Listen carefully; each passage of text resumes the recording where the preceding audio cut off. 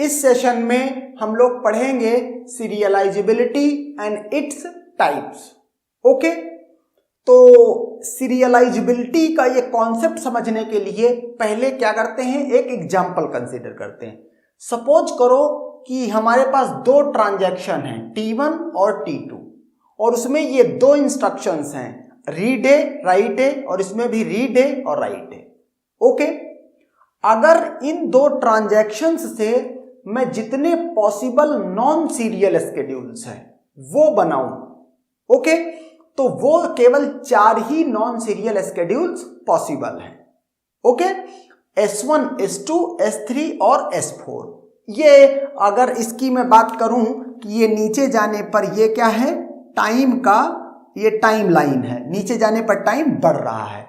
Means पहले T1 की read operation, फिर T2 का रीड ऑपरेशन, देन T1 का राइट ऑपरेशन, देन T2 का राइट ऑपरेशन, और इसी तरह से सब में। ओके, तो अगर ये नॉन सीरियल स्केड्यूल्स हैं, और ये मैं आपको ऑलरेडी दिखा चुका हूं कि अगर नॉन सीरियल स्केड्यूल्स हैं तो उनका जब उनको एग्जीक्यूट करेंगे, ओके, तो एग्जीक्यूशन में प्रोड्यूस इनकरेक्ट रिजल्ट। जो जितने भी नॉन सीरियल स्केड्यूल्स हैं उनमें से कुछ करेक्ट रिजल्ट प्रोड्यूस कर सकते हैं और कुछ इनकरेक्ट रिजल्ट प्रोड्यूस कर सकते हैं। ओके, अब अगर यहां पर बात की जाए कि जो अगर इस चीज को, अब ये कॉन्करेंट एक तरह का एग्जीक्यूशन है, मींस नॉन सीरियल है, नॉन सीरियल स्केड्यूल्स हैं, लेकिन ये कॉन्करेंट एग्जीक्यूशन है।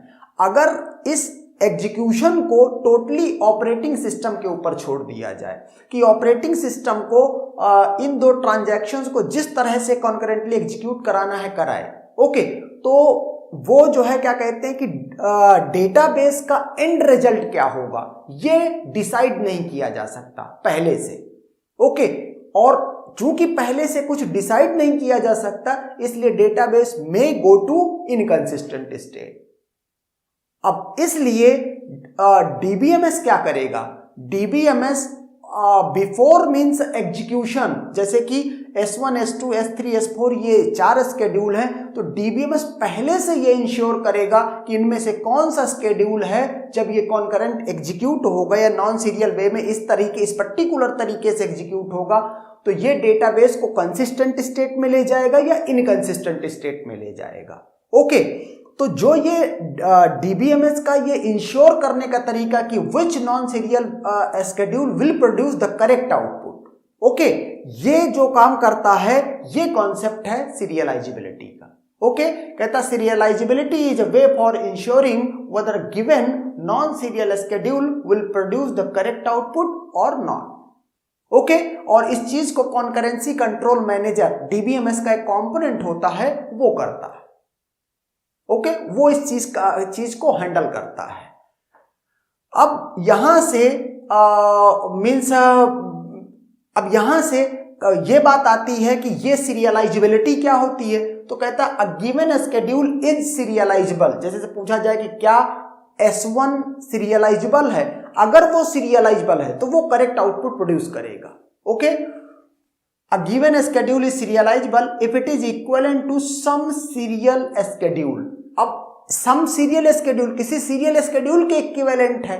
Okay, it means कि serial schedule will always produce the correct output। तो अगर कोई इसमें सपोज करो S1 नॉन सीरियल की बात की जाए और वो किसी सीरियल के इक्विवेलेंट हो जाए, इसका मतलब ये इंश्योर हो गया कि ये करेक्ट आउटपुट प्रोड्यूस करेगा। ओके, अब यहां पर जो ये इक्विवेलेंट है इसके लिए हमें पढ़ेंगे टाइप्स ऑफ सीरियलाइजिबिलिटी। सीरियलाइजिबिलिटी दो तरीके की होती है, एक कॉन्फ्लिक्ट सीरियलाइजिबिलिटी, दूसरी व्यू सीरियलाइजिबिलिटी। जब इस इक्विवेलेंट की जगह पर कॉन्फ्लिक्ट इक्विवेलेंट होगा, ओके, तब कॉन्फ्लिक्ट सीरियलाइजिबिलिटी बन जाएगी। ओके, और जब इस इक्विवेलेंट की जगह पर व्यू इक्विवेलेंट चेक किया जाएगा तो फिर क्या हो जाएगा, व्यू सीरियलाइजिबिलिटी हो जाएगी। मींस अगर मैं कहूं कि S1 क्या कॉन्फ्लिक्ट सीरियलाइजेबल है to some serial schedule, okay, तो मींस अगर non serial schedule S1 is conflict equivalent to some serial schedule, तो ये हो जाएगी कॉन्फ्लिक्ट सीरियलाइजिबिलिटी। एंड सिमिलरली अगर व्यू इक्विवेलेंट बोले तो फिर वो व्यू सीरियलाइजिबिलिटी हो जाएगी। Okay, and that's done.